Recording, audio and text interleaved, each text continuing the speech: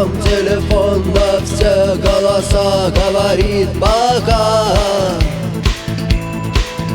пора.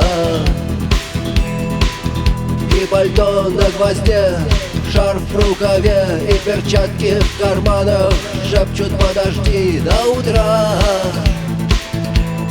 до утра. Но странный стук зовет дорогу. Может, сердце, может, стук в дверь. И когда я обернусь на пороге, я скажу одно лишь слово: верь.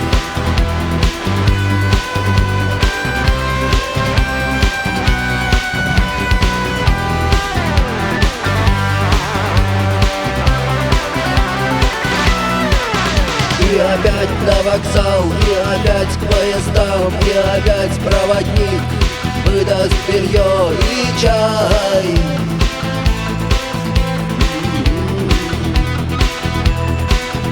И опять не усну, и опять сквозь грохот колес мне послышится слово: